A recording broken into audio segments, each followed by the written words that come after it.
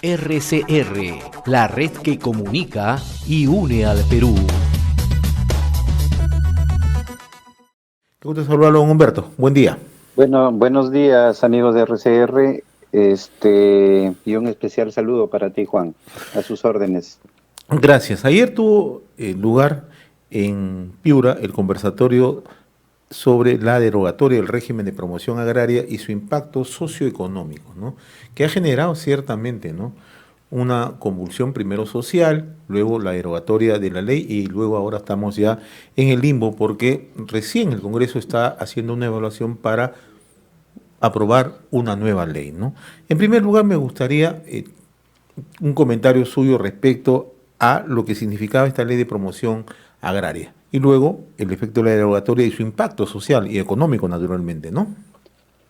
Bueno, el problema es complejo, el país es complejo, la agricultura sigue siendo parte de la deuda pendiente de la modernización de la economía peruana y los improntus que tenemos ahora, tanto políticos como sociales, nos están llevando a una preocupación por qué es lo que se quiere en el país, ¿no? Después de 3 décadas de crecimiento, en la última a menor tasa, sí preocupa qué va a pasar con la economía, qué es lo que queremos. ¿Queremos crecimiento? Sí. ¿Queremos crecimiento del empleo? Por supuesto. ¿Queremos crecimiento de las remuneraciones? También. Pero eso no es automático, eso no es de manera general. Entonces hay sectores que se van rezagando y en función de las condiciones de mercado, como conversábamos ayer sobre la pregunta, si es que hay normas especiales, bueno, tiene que haber, si es que en algún lugar tú no estás teniendo los resultados, necesitas generar incentivos. Y eso era lo que se perseguía con esta ley de promoción agraria y los tratados de libre comercio para impulsar este sector. Los resultados los podemos ver interesantes, aunque no perfectos, porque no se atacó toda la problemática del sector agrario, ¿no? En la agricultura a nivel nacional, uno de cada 4 trabajadores pertenece al sector agrario, 25% del empleo, en el caso de Piura es un poquito más, 28%, hace menos de 5 años estábamos en casi 34% del empleo que se genera en el sector agrario. Y de lo que estamos atacando es apenas, como se mencionó también, la problemática del 5% del área agrícola que hay en el Perú. Y se ha generalizado esto y hay que tener la lectura correcta de que sí necesitamos ciertas normas especiales para aprovechar las condiciones del mercado respecto a la agroindustria de exportación, ¿no? Siempre y cuando ello también genere valor agregado. Pero queda un grueso importante que significa más o menos el 75% entre independientes y trabajadores familiares que no reciben ningún beneficio y es una autoexplotación que se vive en el agro peruano, ¿no? Ahora, don Humberto, ¿era necesario derogar la ley o encontrar un mecanismo justamente para el tema central, el tema del nivel de ingresos, la generación de empleo, ¿no? Y sobre todo esta situación de estacionalidad que se presenta en el agro? No, yo no creo que era necesario anularla, sí discutirla y perfectible, y es algo que se llamó la atención ayer, que esperamos que la leche o el agua se derramen para poder actuar, y eso es lo que nos perjudica en las posibilidades de un crecimiento y de credibilidad de país que realmente quiere crecer, ¿no? Tanto el sector empresarial como el Estado y la propia trabajadores que han perdido organización no permiten el establecimiento de ciertas mesas de trabajo permanente, de diálogo en función de los resultados. Es evidente que hay ganadores y perdedores y estos están en los que menos poder de negociación tienen, pero eso es perfectible si es que hay condiciones para para construir un diálogo propositivo, simétrico en el sentido de trasladar información y ver, ¿no? Porque estamos hablando de los trabajadores más o menos en el mejor de los casos, de 900,000 trabajadores en todo el país que han resultado afectados por la disminución que hay en el crecimiento del salario, el cual al 2007 había crecido apenas en 4.2%, y obviamente en las condiciones de crisis y de deterioro de los ingresos reales, tanto en el sector de las actividades urbanas como rurales, hay expectativas porque el salario crezca, ¿no? Ahora, indiscutiblemente este es un tema neurálgico, don Humberto, el tema del ingreso, ¿no? Los propios agroexportadores o la gente vinculada al sector agroindustrial ha reconocido, ¿no? Pero, Sí. ¿cuál es el papel que tenía que cumplir en este tema el gobierno o el Estado? Uno a través de SUNAFIL, ¿no? Ahora, también el tema de la informalidad es el otro gran problema, ¿no? Y Así esto es. puede seguir si es que la ley que viene no da un marco justamente para poder establecer estos problemas, ¿no?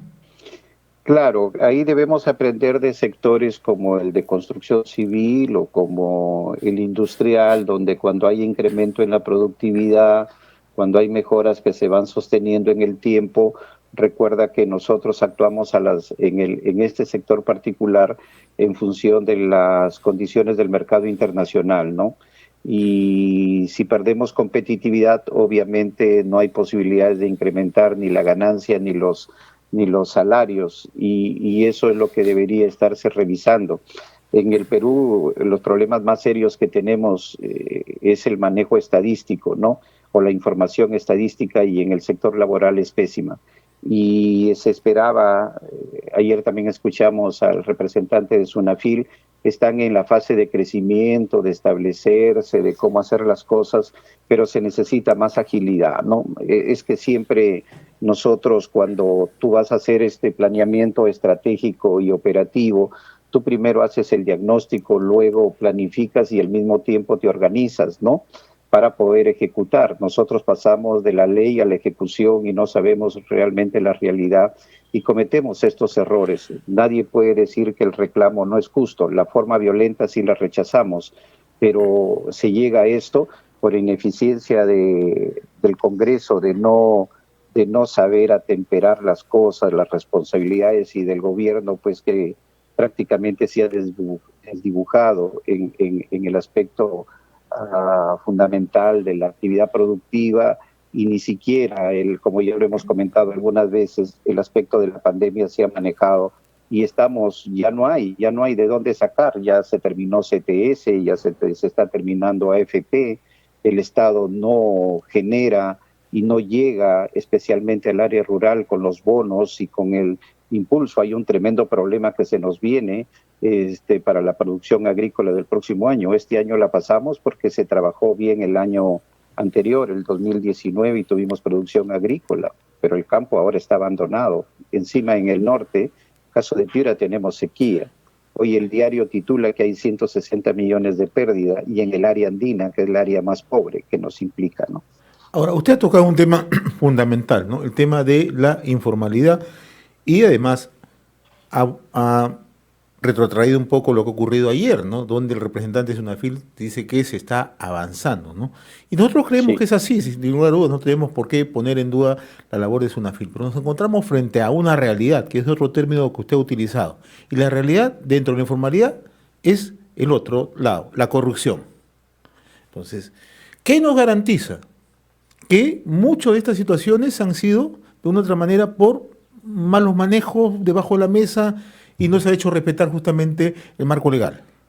Así es, ese es un problema de institucionalidad que tiene el país, ¿no?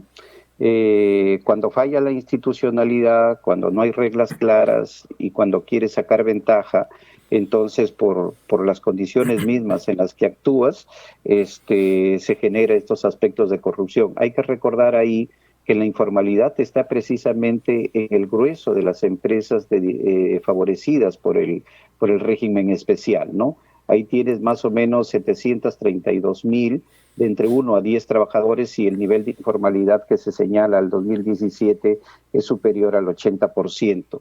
En cambio, la empresa grande, la que emplea más de 100 trabajadores y que puede llegar a demandar entre 6.000 a 26.000 trabajadores por empresa en ese rango, representa apenas el 2% del universo de esas empresas, 17.000 empresas, donde la informalidad es 12.7%. Esta ley en su derogatoria a quien ha perjudicado es precisamente para avanzar en el tema de la formalidad a los pequeños y microempresarios de 1 a 10 y menores de 100, ¿no? Esos sí tienen problemas porque esos empleaban a los service, que también se dijo ayer, no hay impedimento para ello, pero sí ahí viene precisamente el control de las autoridades de trabajo, ¿no? Ahí la informalidad es mucho mayor. Y eso tiene que ver, obviamente, con lo que se refleja otra vez el tema de la pobreza. La pobreza sí ha disminuido en términos relativos, siempre va a haber una diferencia entre lo urbano y lo rural, pero ha reducido en aquellos espacios en los que precisamente hay estas grandes empresas y hasta las medianas que han incrementado los ingresos, porque antes un jornal, por ejemplo, en San Lorenzo era de 15 soles en promedio y pasar a 32 ya era una situación importante, más todos los beneficios de la formalidad. Pero el grueso de nuestros independientes están precisamente en las áreas rurales no vinculadas al mercado de subsistencia y en el área andina particularmente, donde no hay ley especial. Lo que se denomina la no agricultura familiar, ¿no? Eso es lo que se denomina la agricultura Sí, familiar. el minifundio y la agricultura familiar, así que hay es. normas y que finalmente donde la gran lección que ha dado Piura al país es la asociatividad, pero que se ha puesto en cuestionamiento con esta caída de la norma y uno ve las diferencias que hay con el tema asociativo, que lo conviertes en cooperativa, pero ya no tiene otro tipo de beneficios, ¿no? Entonces necesitamos realmente cambiar la normativa con claros objetivos de generar empleo, de generar divisas al país, porque somos un país pobre y no lo queremos reconocer. La última década, después del 2011, con el señor Humala, ha deteriorado las condiciones de crecimiento de la economía y hemos tenido un fenómeno de niño más pandemia, no hay cuerpo que lo resista y nosotros, en vez de dialogar, comenzamos a dispararnos a los pies. Es una situación realmente grave en el país. Usted es un economista muy reconocido y usted acaba de tocar, ¿no?, el tema de la pandemia. Tenemos un problema de salud, un problema sanitario en todo el país. Tenemos un problema económico, ¿no?, por la caída abrupta que vamos a tener entre 12 a 15% calculan al fin de año. Pero también tenemos el problema de una crisis política, una crisis social en convulsión permanente. Y hay otro factor que los economistas mucho miran, ¿no?, la inseguridad jurídica, la falta de predictibilidad. ¿Estamos en esa ruta? Sí. El escenario, como comencé diciendo, es complejo y es difícil. Por eso es que necesitas ahora, de manera muy rápida, y eso debió ser lo mejor, mejorar la norma específica y comenzar a trabajar en otros aspectos como las ventajas al aspecto asociativo, incrementar formalidad, transferencia de tecnología. El censo agrario reveló que el Estado llegaba a menos del 20% con todo su aparato en transferencia de tecnología y asistencia técnica. Los propios agricultores hacían más con casi 30% y la empresa con otro 20% a 30%, ¿no? Entonces hay un total abandono, que exiges incremento de productividad, de producción, pero no das nada y solamente son los casos aislados que tienes a través de agricultura y de unos otros programas sociales donde finalmente se contentan con dar semilla o 10 patos o 10 cuyes y 10 cabras y luego la gente no tiene vinculación con el mercado. Aquí hay que aprender lo que han hecho algunos de nuestros vecinos. Caso del Ecuador, aun cuando no compartamos la política en general, pero el expresidente Correa sí atacó el problema vinculando esa pequeña producción, la asociatividad con el mercado, con asistencia técnica del Estado, ¿no? Y el caso de Colombia, ¿no? Colombia ha abierto el mercado con reglas de juego claras, ¿no? Sí, también, y Colombia aprendió de nosotros hace ya más de 2 décadas con el ministro, se me fue el nombre ahorita, pero que trabajó con nosotros en Piura en el tema de la cadena del algodón, perfilando todo un sistema de estadística agraria, sabiendo dónde hay producción en determinado momento, cuáles eran los precios, cómo se manejaba la oferta hacia el mercado, a fin de no deteriorar los precios hacia el agricultor. El gran problema que nosotros tenemos que disminuir es el alto nivel de intermediación que hay en la agricultura, y lo cual explica que alguien reciba 40 centavos por un kilo de papa en chacra, en el mejor de los casos, y que te esté costando 6 soles en el mercado.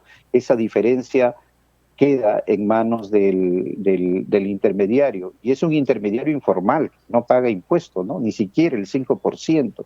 Entonces ahí hay temas por resolver, pero necesitamos tranquilidad, necesitamos mesas simétricas con información adecuada para sentarnos a trabajar. ¿Y qué hacemos? No se puede dejar algunos aspectos cuando las brechas y las deficiencias son tan grandes solamente al mercado. Ahí hay que intervenir. Claro.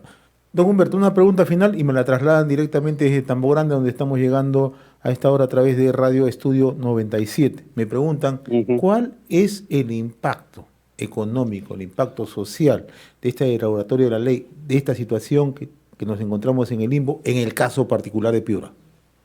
Bueno, se explicaba anoche de que ahora tenemos un régimen general por la no vigencia, no hay pérdida de contratos, si es que ya se establecieron, los que menos van a ser impactados, y seguramente la inteligencia de la empresa grande es no perder a sus trabajadores, no sufrirán un impacto y tal vez algún incremento por temas de lo que viene ya de la campaña de los frutales, ¿no? Pero del mediano hacia abajo, el informal sí perderá, el sentido del contrato informal para el sector agroexportador sí perderá, porque ya no hay los temas de CTS, ni necesariamente las vacaciones o algunas otras contribuciones que se estaban dando y que se percibían diariamente, y entonces eso está liberado. La baja será pequeña, se estima que entre 10 a 12% del ingreso, pero cuando uno vive con 700 o 1,000 soles, el que te quiten 50 ya es importante, ¿no? Don Humberto Correa Cano, decano del Colegio Economista de Piura, como siempre muy reconocido por esta comunicación. Hasta fin de año. Un saludo a todos los amigos radioescuchas, una feliz Navidad. Lo comprometo antes de fin de año para poder hacer un análisis con varios economistas de varias regiones para ver cómo le dan una mirada a lo que está pasando en el país. Muy amable, ¿eh? A usted, como siempre, Juan. RCR, la red que comunica y une al Perú.